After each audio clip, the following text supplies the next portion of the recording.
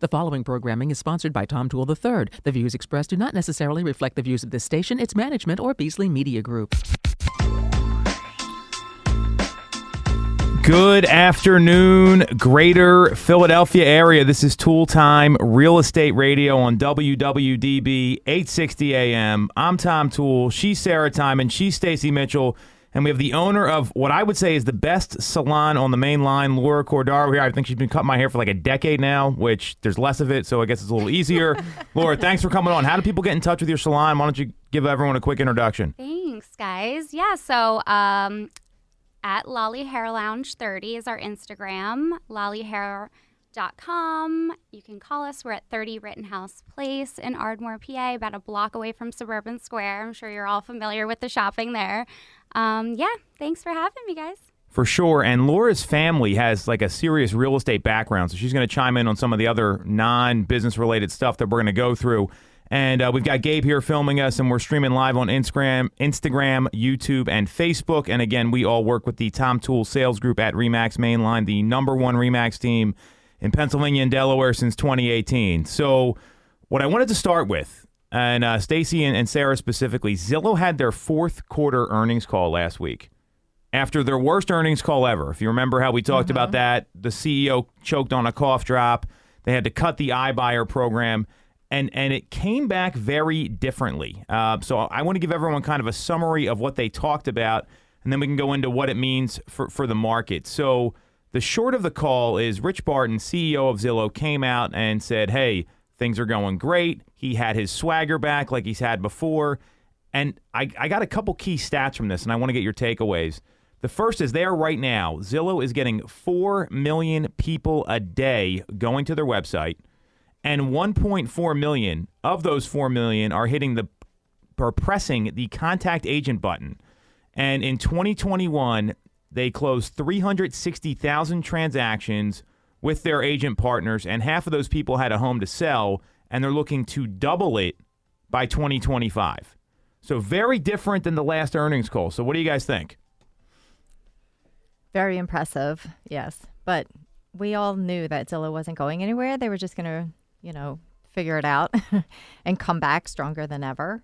These numbers, the 4 million a day on their site, and what was it, 1.4 actually reaching out to get more, connect with an agent to get to, that means they're serious or they're very interested. They need more information. I think this is really, really aggressive. It's good news that their projection into 2025 is super positive and super aggressive. It's all good news for us, especially as agents. Yeah, I mean, I'm not surprised that 4 million people a day are going onto the site. I mean, everyone goes on Zillow, whether or not you're, we've talked about this a lot. I mean, there's a lot of people that just go on there to kill time. They're not even seriously looking for a property. The fact that, over a quarter of the people that are going on the site are hitting a contact agent button. I mean, that certainly does say something because, we've talked about, like, you're giving them your information. You're saying, it's not like you're just clicking it and then automatically getting info on this property. Like, you're giving your information. And that, I think, definitely shows, a pretty high level of interest because it means you're going to have to talk to somebody on the phone. Yes. Well, yes. I mean, 35% conversion is pretty wild. But the other thing they didn't talk about a lot is they lost $880 million last year on their home flipping that they were trying to do with Zillow offers. And overall, the company lost $528 million in 2021. So, it's great that they're like doing better now, but they made a major mistake that's obviously hurt its stock price and has made a lot of realtors start to like hate the company and question them. I still don't buy it. I mean, the big takeaway that Rich had, and again, Rich Barton's their CEO, was that they're trying to come up with like a super app for real estate. Like they want to be the end all be all for real estate. And no one has these numbers. I mean, they have 4 million people a day, a 35% conversion rate on a click through. It's not happening anywhere else. Now, it's going to take them some time to get back to a profitability position, which I think is a challenge with a lot of these publicly traded companies. What does this mean for the consumer? Because I don't really care about Zillow's finances. I care about consumers and what it means for us as agents. So how do you see this playing out for like the home buyer or home seller that's out there thinking about transacting, or maybe they're surfing online on Saturday night when they don't have anything else going on. How do you see that affecting consumers? And do consumers even really care is the question. I don't think consumers really care. I mean, they're looking there for houses. They're on there browsing around for homes. And if they see something that stands out and they like, they want more information. They're just going to click, especially if they're not working with an agent. As we were discussing earlier today, most buyers think that that's the first part of the process, the home buying process. You just go, you find your house and you go get inside and look at it. They don't know that you should probably go over the buying process with an experienced agent, someone who can direct them and walk them through and, make sure that they have things in place, like their finances are in place and right, that they they're can pre-approved. afford the house that Exactly. they see that they want to go check out. Can they afford that $500,000 home? So I think, the consumers are just looking for their next home. They're looking for their home. Yeah, I agree. I don't think that your average consumer is really going to care about any of these numbers. What they're going to care about is when they see something that they like or that they're interested, and when they do click on it, that they get that call back right away, or that their experience with who they get connected with on the phone is a good one. And I think what Zillow is going to focus on is probably, making sure that the connections are good connections, and that's where they're going to kind of focus on getting back on track with. Because I know I've talked to friends who they were looking before I was in real estate, but where they had made comments about how they would go on Zillow and then they would hear back if there was a property that they wanted info on. It would be 4 days later that they maybe got a call or something back. So I think your average consumer is going to care about your quick response, and that the person on the other end of the line at least appears to know what's going on. Well, that's a really good point, because when Zillow changed their business model, and this was 2019, I want to say, where they went from just emailing people the contact information when you hit contact agent to the live phone call connections. They did that because less than 50% of the inbound inquiries actually got a response. And 4 days, that's better than half, because they actually got a response, right? So what I see here, and listening to the call, and there's a lesson to be learned for any business out there. They're going back to their core business, right? Like their hedgehog concept, if you read Good to Great by Jim Collins, where it's what are you the best in the world at, what's really simple to do, and what's going to bring in the most revenue. And that's nurturing agents for lead generation. And I think it's really critical. And this is any business that gets away from that. You look at these numbers here. Zillow, their revenue was a lot higher, but 73% of their revenue was from house flipping. So it went from $3.3 billion to $8.1 billion. They lost so much money last year because of that. They got away from their core process. So any business owner that's out there, that should be the takeaway from this. From a consumer side, I couldn't agree with you more, Sarah. And what they don't realize is that now with these partnerships Zillow has, and look, our team's a partner, very transparent, there is some serious measurement going on. And we've talked about this internally. We get measured on things like, what is the customer service score of the phone call? Right? So they send a survey out and they ask 3 questions, and you have to get 5 stars in though. And if the consumer service score drops below a certain rate, you could be kicked out of the program. They look at answer rate, right? You talked about connections. That's the biggest complaint people have about realtors is they don't hear back from them, never get back to them. So they look at answer rate. They look at how often are they setting the appointment? Is the appointment actually happening?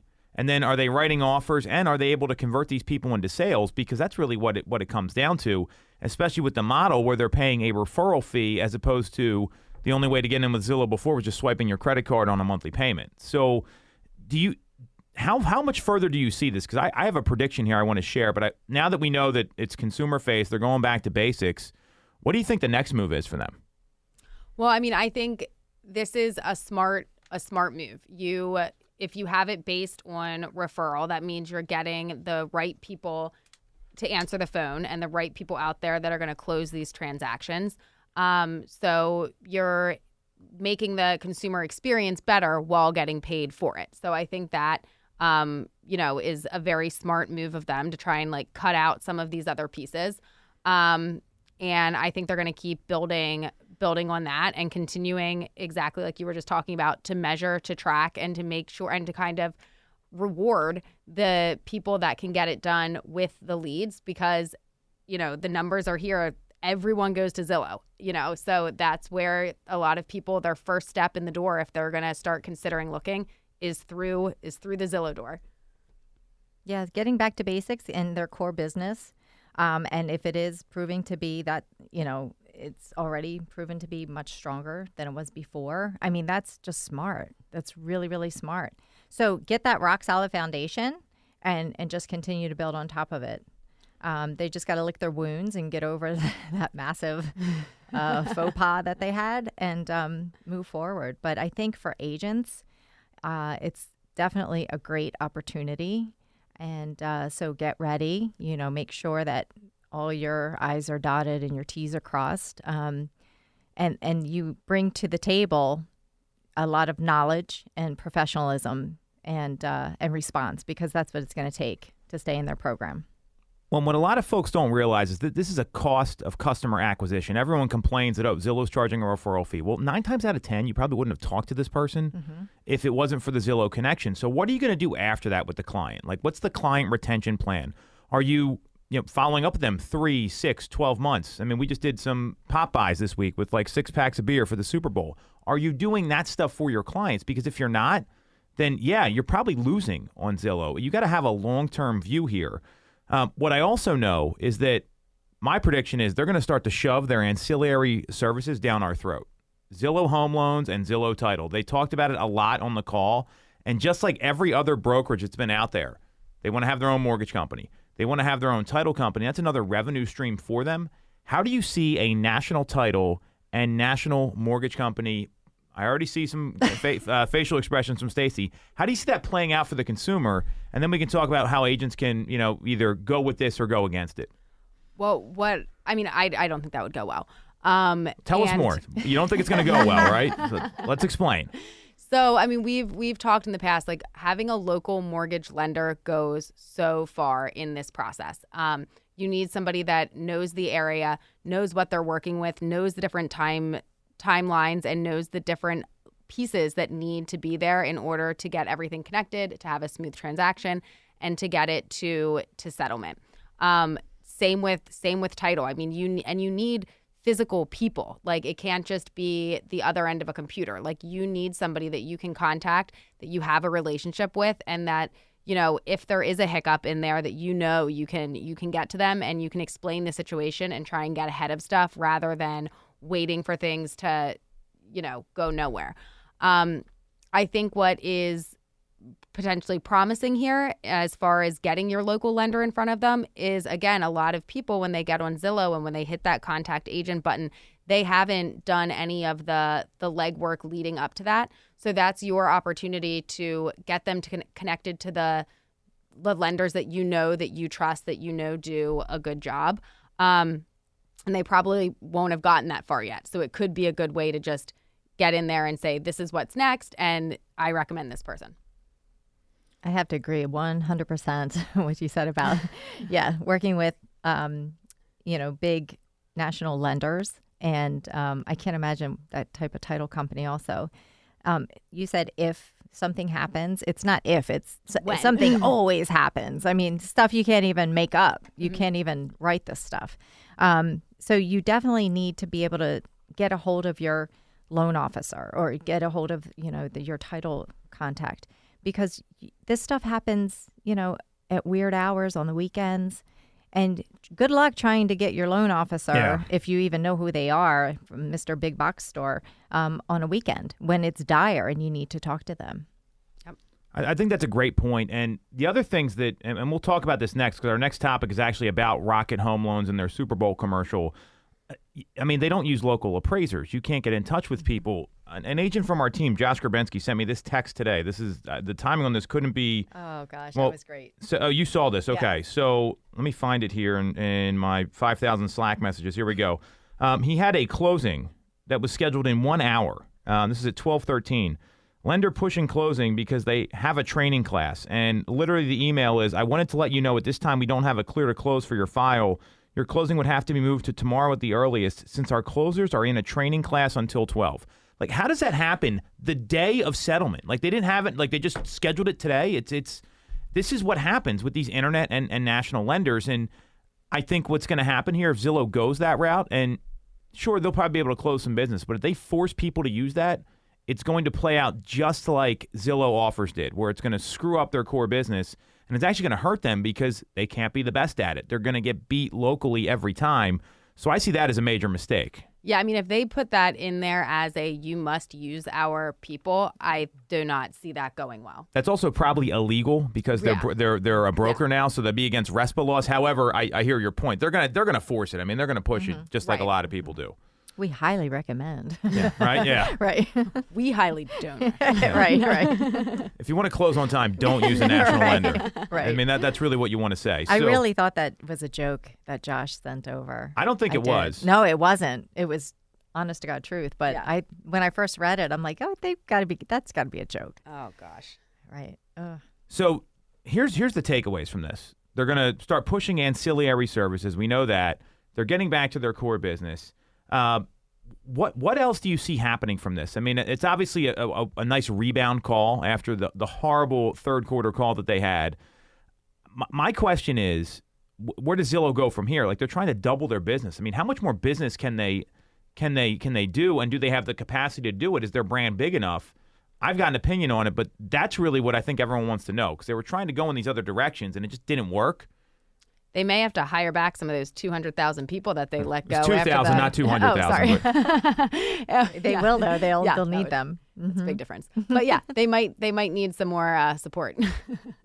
I agree with you there. And, I mean, they call this now Zillow's 3.0 plan, because 2.0 was the home flipping business, which went horribly wrong. And it's centered right here from Mike Del Prete's article on Inman that it's about mortgage and title, and they're just trying to close more transactions. Do you think they're going to be able to double the transactions in 3 years? Well, I mean, a lot of that depends on the real estate market itself, but I think the trajectory that they're on and with their brand name, I mean, they have the brand name. That's so valuable right there. And again, I'll go back to, I don't think the consumer, they probably don't even know that they had such a big loss because of the home flipping business went sideways. I think the consumer, they're the Google of houses. So everybody automatically goes on to Zillow. So, I mean, I think it's possible. I think they'll have a big rebound for sure. Yeah, I agree. It's funny. I was about to use that exact same analogy that they're the Google. They're the Amazon. How many times have we said that? Yeah, it's it's you don't even think about it. People just go on there. So I think that there's certainly the potential to do it. So I agree with both of you, and I'll tell you why. At the 360,000 transactions they closed, that makes up 5.8% of all the homes that sold last year. So can they go to 11? Can they go to 12? I don't see that being an issue. When you get to like 25, that's when it gets a little dicey, because there's always going to be people that go back to their agent, or they just don't like Zillow's website, or they don't want to do things over the internet. But 5.8 to let's call it 12, I see that as totally possible. And I would imagine that their metrics are spot on and that there isn't a lot of like slippage through there. But they do have the SEC over their shoulder, so I agree with you there. They can't be making up nonsense. Well, I meant more like if there could have been other people that somehow like slipped through that initially had been agreed. Yeah, looking through that way. But yeah, I think it's totally possible. All right, so Zillow's back is the big takeaway here. We're going to take a quick break. We're going to come back, and we're going to talk about what I thought was the best Super Bowl commercial, which was the Rocket Home Loan, just from a production standpoint. And we'll go over what that means for consumers and maybe some like things you need to kind of pay attention to in these commercials. This is Toole Time, Real Estate Radio on WWDB 860 AM. Have you considered a career in real estate? Do you want control over your income? Whether you have a license or not, call us today at 610-692-6976 or visit TomToole.com. Join our team, the Tom Toole Sales Group at RE/MAX Main Line. Buying a home or already own one? We can help. I am Kevin Hamill from Alliances Insurance Agency. If you haven't reviewed your policies in the last 3 years, now's the time. New home buyers, there are a number of ways that we can help you get to that settlement table. Call us to find out more at 610-816-0043, extension 3, or visit our website, alliancesinsurance.com. Don't forget the S, it's for savings. When you're getting a mortgage, you shouldn't have to sacrifice great service just to get a great rate. At Mortgage America, we've been lending with this philosophy for over 35 years. We have access to great low rates without the complications and delays of big or online banks. We're a local Pennsylvania lender with loan officers that you can actually meet. As PHFA's #1 lender, we specialize in all residential mortgage programs, including first-time buyer programs and low down payment options. For your free pre-approval, call us at 610-439-8000 or apply online at mymortgageamerica.com. Mortgage America is equal housing lender, NMLS 128501. The real estate market is red hot. Have you considered taking advantage? Call the Tom Toole Sales Group at RE/MAX at 610-692-6976 or visit our website, tomtoole.com, to connect and take advantage of these market conditions.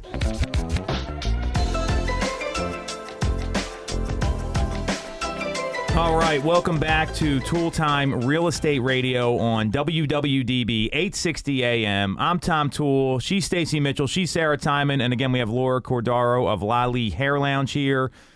We're going to try to stop talking and let her maybe jump in on this segment a little bit and filling up the airwaves. So what we wanted to talk about, and again, the three of us work with the Tom Toole Sales Group at RE/MAX Mainline, the #1 RE/MAX team in Pennsylvania and Delaware since 2018, and we're streaming live on Instagram, Facebook, and YouTube if you want to tune in there. Super Bowl commercials, always a big topic, right? Did you guys have like a favorite that stuck out to you this year? Well, I know that we're about to. Well, we're going to talk about one, yes, but any other ones? Honestly, no. None of them like completely jumped out at me. I was also like running. I was trying to keep up with the baby. So parenting? She was up way past her bedtime. But my kids went to bed at the end of the game, so we were also up past their bedtime. Stacey, any commercials that stuck out, or you just want to talk about Rocket Mortgage here? I do like watching the commercials because they are really funny, but not any that really stuck out. No. Yeah, I didn't think they were that great this year. I mean, there wasn't anything that really jumped out at me. So the halftime show, on the other hand, phenomenal. Yeah, that was Best great. yet. Yes, I agree with that. And my cousin's a Bengals fan was over, so that was we had a lot to deal with. He just left when they lost, pretty much. Literally walked out the door. Anyway, the commercial I wanted to talk about, and I think there's a lot of things to be taken away from this, is Rocket Homes and Rocket Mortgage. They had a Super Bowl commercial with Anna Kendrick, and it was basically like Barbie in the dream house. And Barbie was trying to buy the house, and then all of a sudden, all these other people came out of the woodwork, and they made it look like it was going to be really difficult for her to buy the house. There was a flipper that came out. I think Skipper the Flipper is one of the characters. There was Ken the Cash Buyer or something. And then there was another one that came in too. Somebody was like going in the over asking price buyer. Yeah, right. Betty asking price bidder or something like that, right? And I found it pretty interesting because it's not that unrealistic that all these people come out of the woodwork here. But when you dove into the commercial, the whole premise was Barbie's got her Rocket Home Loans pre-approval, and that's why she ends up getting the house. So is that even accurate in today's world? No. Tell us more. So if you're up against some of these other offers, now it also didn't say if Barbie was going to be like waiving any contingencies, or Yes. It didn't give us like the full scope of like what is Barbie's offer. It sounded like it was an ask using, An Rocket online lender, Mortgage. yes. Right. So that is just not going to cut it in today's market. For one, I mean, just that if you're up against some of these other more attractive offers, you're going in just right at ask there isn't probably going to be appealing enough. Not to mention anybody who's looking through, if you've got multiple offers and you're looking through the financing, if you are, not a cash offer, you're going to look at who that lender is. And there's certain ones that are going to jump out at you as a better, more secure offer than others. And I hate to say it, but Rocket Mortgage is going to kind of fall into the like, I don't know. I think we got to pass over that one. And if you have cash offer Carl like lurking in the background, that's a major contingency off the table right there.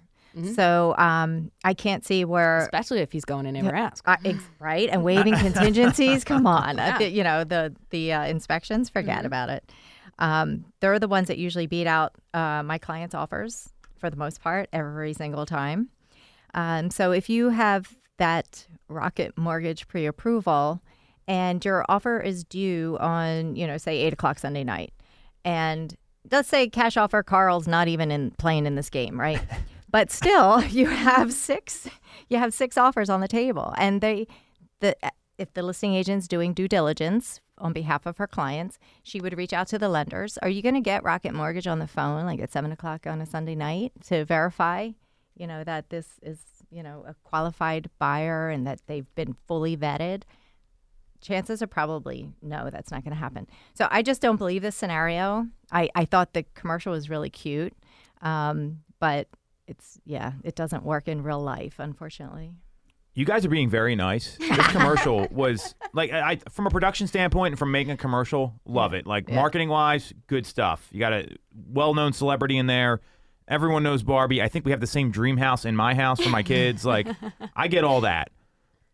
Totally unrealistic. And my concern is that we found most people have no idea what goes on in real estate transactions when they come through the door. And what Rocket Home Loans is doing is they have you like partner with, it's basically another portal. It's no different than Zillow, where you get connected with an agent, then you get some incentive to work with them, whatever that might be. I mean, there's no way, unless that offer is way above the asking price, and you don't know if it needs like a lot of work. I mean, there was a flipper there. Like, was it in good condition? Are you going to get an appraisal? Like, these are real questions. The cash buyer, it would have to be a significantly lower offer for a cash buyer.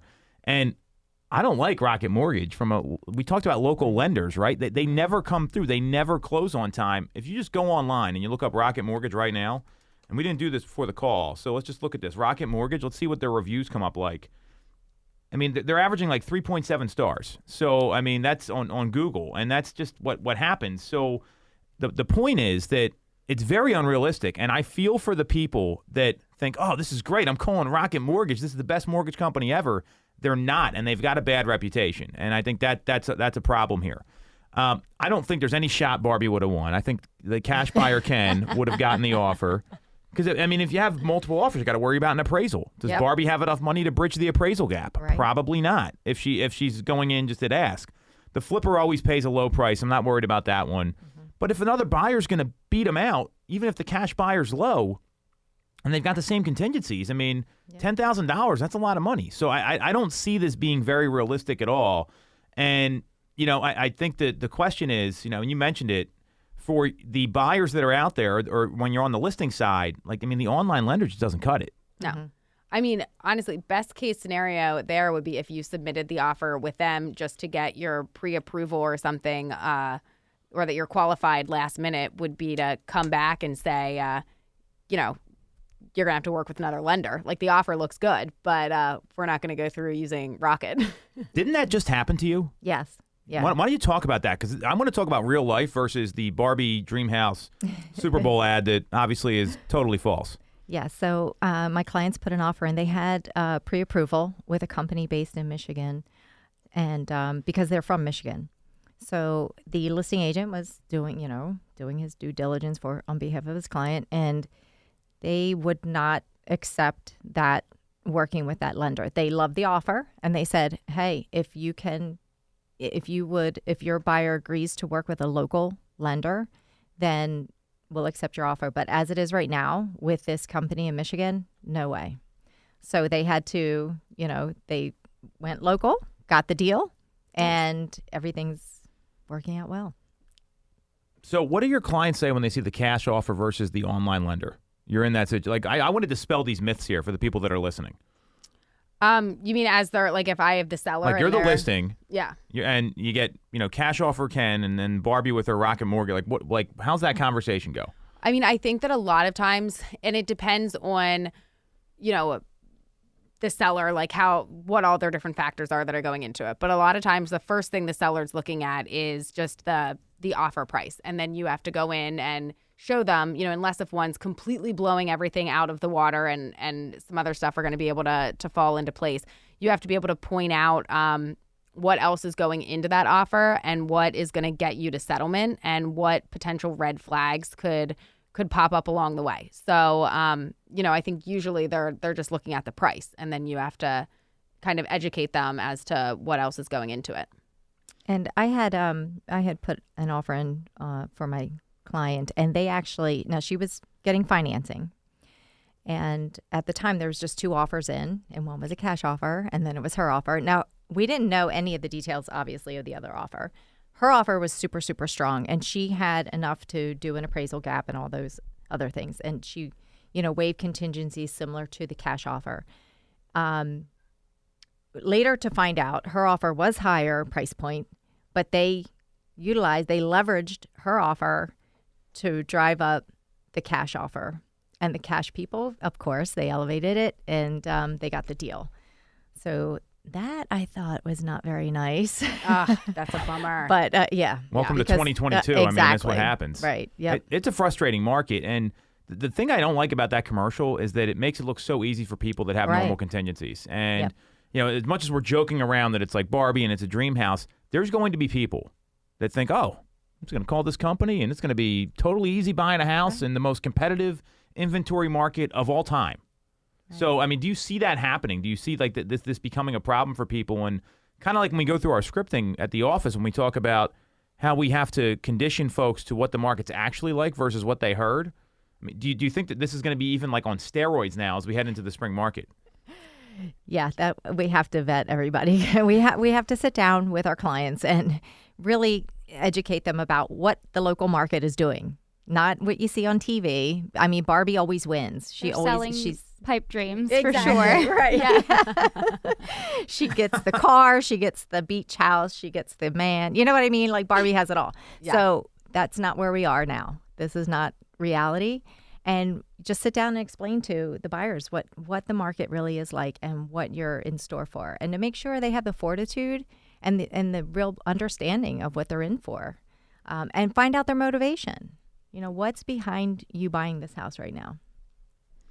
Yeah, absolutely. I mean, I think that it's misleading, but I mean, aren't all all commercials are geared towards making their product look easy, great, and smooth. So I mean, they're doing exactly what you expect. But if somebody comes in and says, "Well, Rocket Mortgage said I can do this," then we have to be like, "Well, no, unfortunately, no." But from my clients for the last 2 years, maybe they're all telling me about the reality of the market now. They're like, oh my God, I put an offer on 7 houses and, this, that, and the other. And I'm like, I cannot imagine. So having to decondition them and reprogram the brains of the humans, it's not how it goes, guys.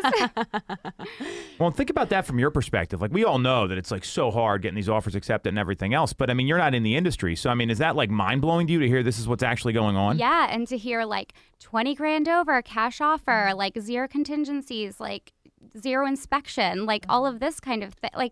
They'll stand in line at an open house for 7 hours or something. Yep. And they'll be like, oh yeah, there were 30 offers today. We're not getting this. Okay, just write a nice note. That's not how it goes anymore. Pull at the heartstrings of the owner. I guess not.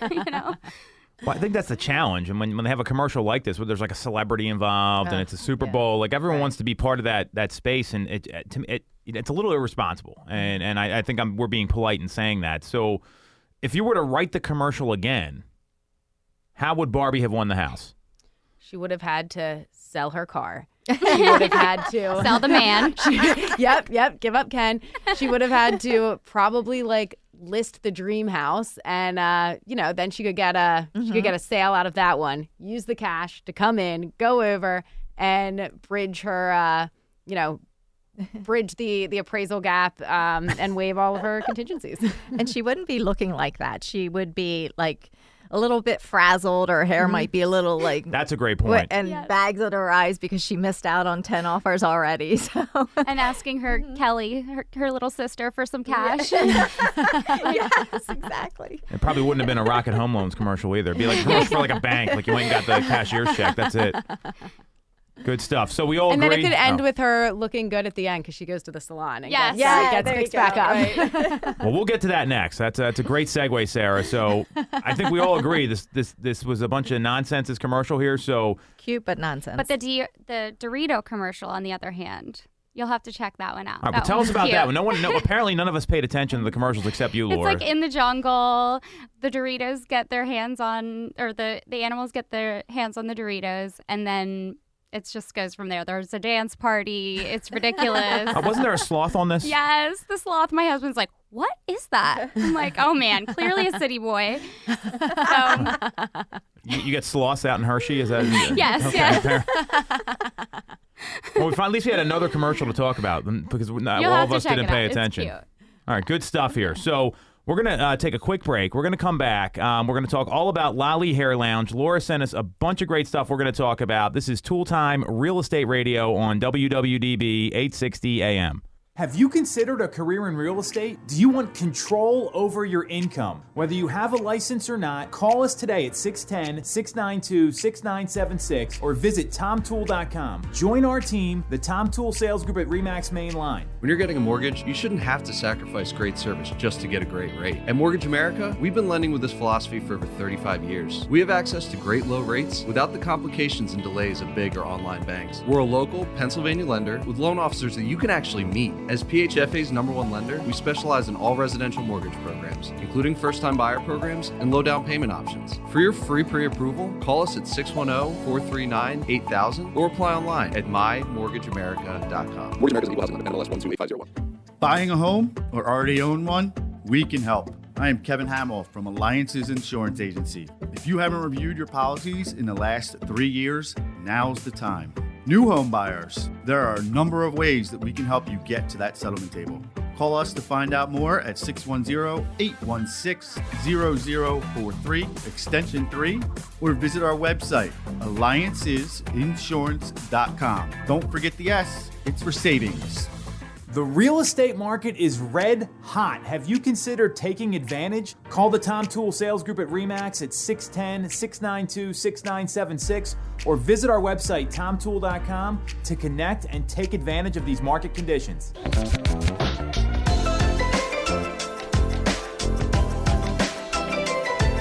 All right. We are back on Toole Time Real Estate Radio on WWDB 860 AM. I'm Tom Toole. She's Sarah Tymon. She's Stacey Mitchell. And we have Laura Cordaro here of Lolly Hair Lounge. We're going to talk all about her business in a second. And again, we all work with the Tom Toole Sales Group at RE/MAX Main Line, the #1 RE/MAX team in Pennsylvania and Delaware. And we're streaming live on Facebook, Instagram, and YouTube. And if you're thinking about getting into real estate and you want to hear how we crapped all over Rocket Mortgage and how we train our people to do that in the last segment, check out our real estate scholarship program. It's realestatescholarshipprogram.com. So Laura Cordaro, Lolly Hair Lounge, I've been a customer there for a very long time. But Laura, why don't you tell us a little bit about yourself, where people can find you, how they can get connected with your business, and then we can kind of take it from there. Yeah, so of course, Instagram. We're all on Instagram. At Lolly Hair Lounge 30. That's our main Instagram. I have my own personal. It's Laura Cordaro. Ooh, little play on words there. That's pretty good. I thought about that one at midnight one night. I was like, I got to change my handle. This is awesome. Next day I was like, it's not that cool, but okay, we'll stick with it. Already changed it at that point. Yeah, So. it was already done. We're at 30 Rittenhouse Place in Ardmore, PA. I have been there for about 13 years now.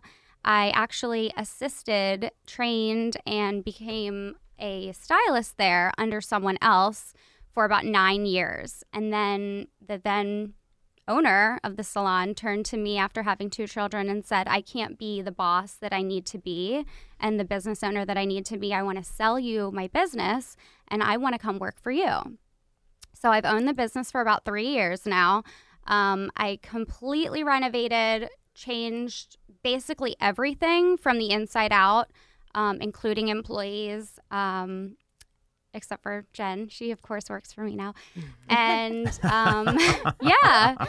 that's the story. I have been doing hair and makeup for about 15 years now.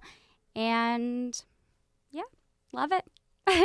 So what I love about what you just told us there is it was something where you were working in the business and then you wanted to, take some ownership in it. So what made you get to that decision? Because a lot of people don't want to do that. They're very afraid of the accountability or the responsibility of now instead of everyone talking to Jen and they're looking to her, they're coming to you. And it's not a lot of folks want to do that, or it's just not in their DNA. Yeah. So it was definitely a struggle at first because I was always the employee and then all of a sudden I was the boss. And for me, it was always a dream and a goal. And I did do So my father's a professor in business, entrepreneurship and real estate. And he's also a real estate agent. So when I was 18 out of high school, he was like, you have to at least do 1 year of college. And after that, if you still want to do hair and makeup, you can go and pursue your dream. I did that 1 year and I studied business and marketing. And I always knew I wanted to work for myself and be a business owner. That was always the goal. I didn't know what that looked like per se, but after going to cosmetology school, getting the experience, I still had that in the back of my mind. And I hate to say it in such a way, but it really did fall in my lap. I worked for someone. I loved the location. I loved my clientele.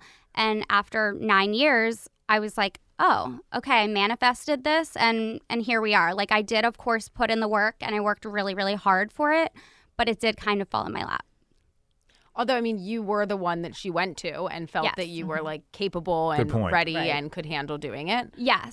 So I'm sure all of that, played led a part up to it. Yeah, for sure. Absolutely. Yeah. And I'm so grateful for that opportunity to learn. I think it's so important in every industry to have a mentor. And she was definitely my mentor. I had many along the way, but she really taught me the business from the ground up. She laid out the plan. She said, be so good to your clients. They will come back to you. The families of those clients will come to you and you'll just build and build and build. And she was right. I mean, this sounds pretty similar to something that the three of us do here at the table, which I love. You talked about kind of how you think you kind of it fell in your lap. I actually totally disagree with that because people say that. You said you manifested it. And so, like, was that, like, it sounds like you had, like, a vision board and, like, a plan. Like, because we get a lot of realtors that tune into this, and this is a lot of stuff, like, we train on from day one in our organization. Yes. I think it's so important from day one, figure out a plan and put in the time. Like, when you're 18, 19, you're struggling, you're trying to figure out what you want to do in life. You're like, oh, my God, I have no freaking idea. I think if you just sit down, say, what do I love? How do I make money doing it? And how do I make an impact on my community? So that's it. And figure it out from there. And if you have to make a vision board and you're a visual person like myself, then there you have it. Do that for sure.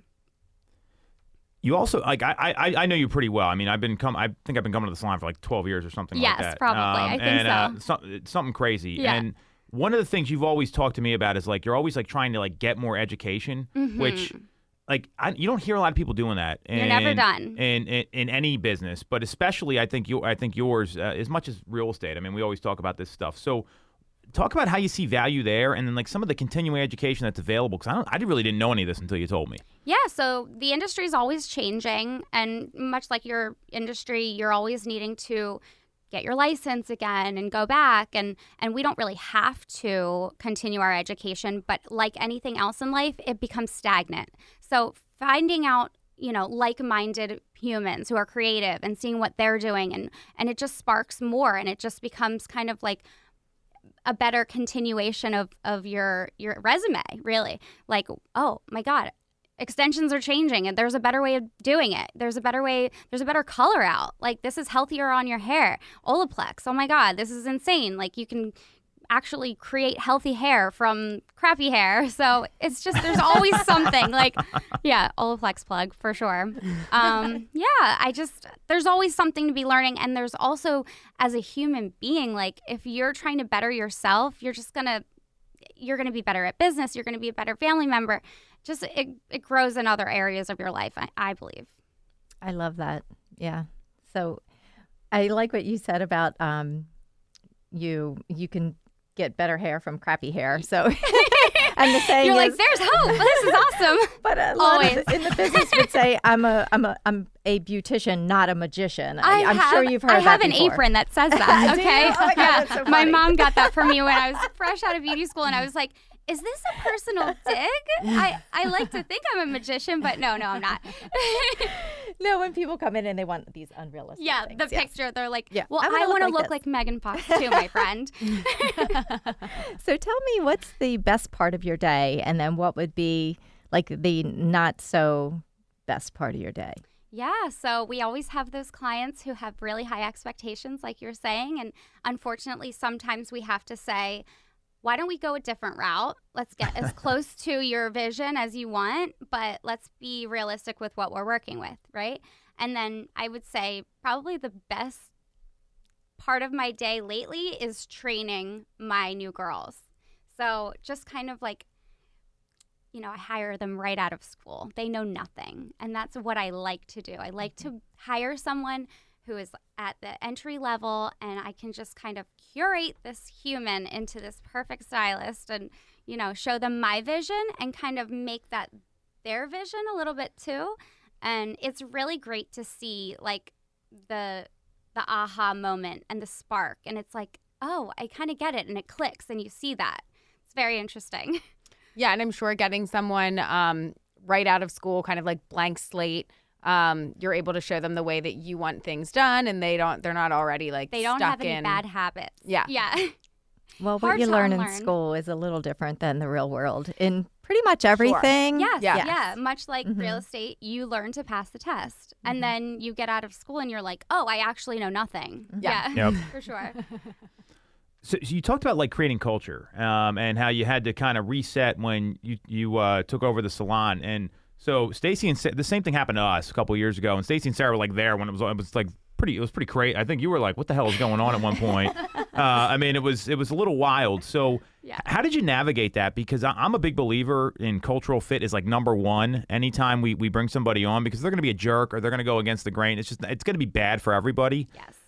It's easier said than done. I've been through that. I mean, we've all of us have been through it based on what you're telling us here, and it's not easy. So how did you navigate that for like the business owner that's going through that, real estate team leader, or someone that owns a salon? Because this is a real thing in today's world, especially now when people value their time probably more than ever, especially post-pandemic. Yeah. So one bad seed, spoils the bunch, right? So as a stylist working under somebody else, I always felt like the environment was a little funky, but I never really thought about it from a business owner perspective. And then once the roles were reversed, I was like, oh, wow. And everybody would come to me and say, oh, this person, that. And, I had to really like sit down and have a hard conversation. This person's bringing in money, but they're ruining the environment. And, nobody wants to be in that. And the clients feel it too. And I'm sure you know how that is when you're working with somebody and you're just like, I just don't want to be near them. They have that bad energy. So were there people that you knew from when you took over, like, all right, there were like a couple that you're like, I just know this is going to have to change right away? Yeah. I kind of tried to give them a few chances, and there wasn't a lot of respect there. And I felt like if I'm not being respected and you're not seeing the vision that I'm trying to create here, this just is not going to work. So it was a very easy decision. Yeah. Well, and I'm sure you had a different having been a stylist with them and knowing, because there are certainly people, I'm sure, that in any field, no matter what it is, they can put on a different persona in front of the boss or in front of, decision makers that they think are going to be the ones that like make or break them or whatnot. And if you were at the same level as them for many years and you knew like what types of things go on there, or, I know like in a lot of salons, just like gossip can get wild like to a whole different level, so knowing like what kind of causes some things or what feeds into stuff from being there. In a it was creative environment, right? So I love how you said that, in a creative environment. Yes. And it's just like it just gets a little heated sometimes. So yeah, absolutely, for sure. So I've also like seen you. I mean, like I have a different perspective here because I've seen you like grow these people, and you say you really enjoy that. So like you say you hire them new, but like how new are we talking? And I agree with you on the blank slate, because both Stacey and Sarah were brand new to real estate when they came on. I mean that we have a very similar avatar there in terms of who we hire. What are some of the advantages there, and maybe some of the challenges with training someone that's brand new as well? Because it doesn't, it's sometimes getting started. It's probably the hardest part in any business. Yeah, so I actually have 2 assistants that are still in school at the moment. So I hire them. So I'll tell you a little bit about how I hire somebody. So I went to Jean Madeline Aveda Institute, which is at Penn's campus in Philadelphia. I follow their Instagram. They will share a story of a stylist that's at the school. I will then follow that stylist. I will then DM that stylist. I will talk a little bit about what they like, and I'll follow their education And I'll then find out if they're a good fit for the salon. I'll then bring them on part-time, and then once they graduate, they'll be full-time. So it's kind of like they can dip their toe in the water while they're still getting their education, and it just launches their career that much more and their education that much more because they're getting the experience while they're still in school. So, yeah. So really still very, very ground level. Love that. I mean, you see, we have the same people walk through the door at our place all the time, so I think it makes a lot of sense. So we got like 7 minutes left. Tell us about the salon. What can people get done there? I mean, besides men's haircuts, which is not that exciting. Yeah. So, yeah, we've got haircuts, we've got color, we've got extensions. I do makeup. I have 2 other girls that do makeup. We do a ton of weddings and special events, bar mitzvahs, bat mitzvahs, huge in our community. Yeah, we do it all. Just not nails, but there's a place right next door. Do you, like, for people that are having a wedding and they would want you to come out and do hair and makeup, would you go to their venue? Travel. Okay. Absolutely. Yep. I usually have them come into the salon for a trial for both hair and makeup. A couple of months before, we work out a timeline. I make sure we have enough stylists. Maybe we bring some assistants. Everyone is able to relax that day. We come to them. Everything is taken care of. Do you ever when they come in for the trial, like months out, start suggesting some products so that things look better the day of? Well, if they come to me soon, like early on in the whole process, I'll be like, oh, well, let's get like your color right. You know, let's get everything from head to toe perfect. I'll suggest a place for a spray tan if you're into that. This place for manicure, pedicure. Like we are the full package. We're here to help in any way we can. There's a place down the street that is a great boutique bridal dress salon. So we're here to help. the owner of that salon is like her husband is best friends with Tim Gola. Oh yeah, like Dream Small World, Bridal. yeah, Dream, Wow. Okay. Yeah, it's so cute inside too. You'll have to check it out. Apparently, she's very pregnant, and we invite her on the show, but she's got to wait till she has the baby. You know all about that, Sarah. So. Oh yeah. So what? Anything else that people need to know about the salon? Because I want to make sure everyone gets all the information. Hopefully, you get a ton of bookings after this. Yeah, is so it best to nice. go to the website? Like, what's the easiest way for you? There's actually a couple of ways to book with us. You can go to lollyhair.com. You can go to our Instagram. You can now text us, and I will give you the number. And it's Lolly is LALLI hair HAIR.com for all the people listening out there. Yes. So you can text us at 484-297-2014.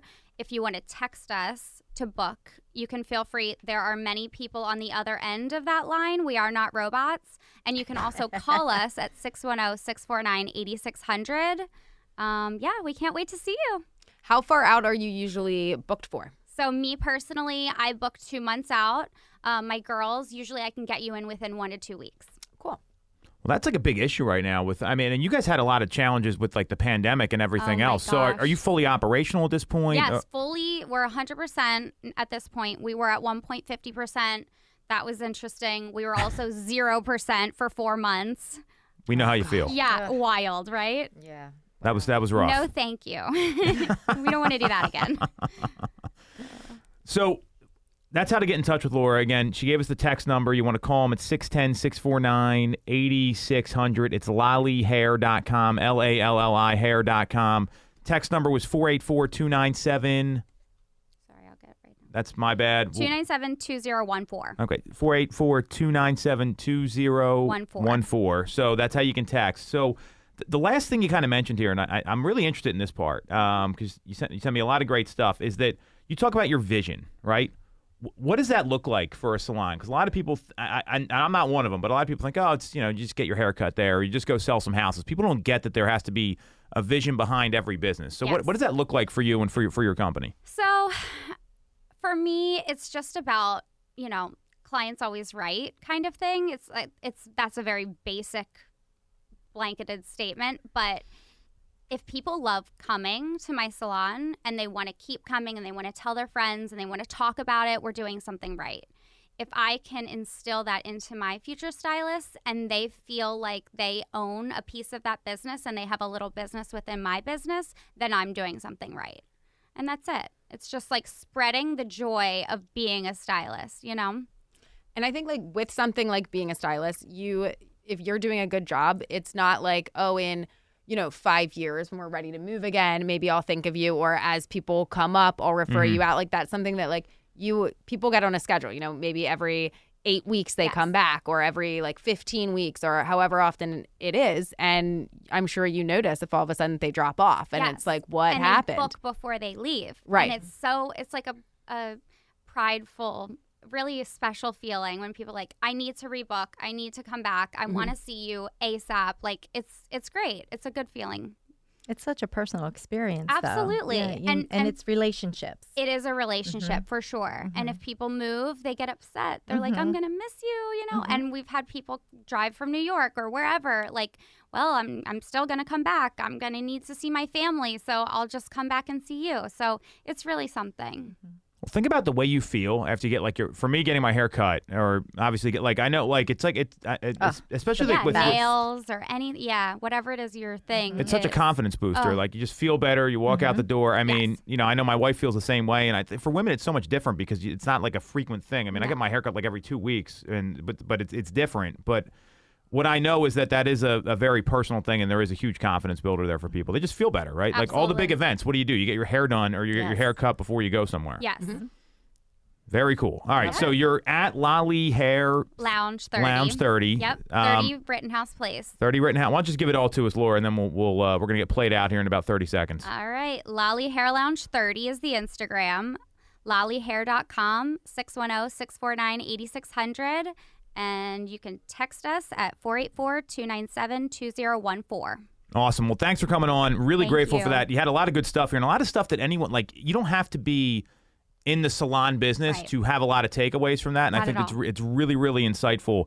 So that's what we got this week. This is Toole Time, Real Estate Radio. You want to follow Sarah. She's at Ty_Time on Instagram, TY_TYTIME. Stacey's at the number 2 Mitchco, 2MITCHCO. You can follow our team at Tom Toole Sales Group. Again, we're streaming live every week on Instagram, YouTube, and Facebook. Just Google Tom Toole Sales Group, and you can follow me at Tom Toole 3RD. That's it for this week. Toole Time, Real Estate Radio on WWDB 860M, signing out.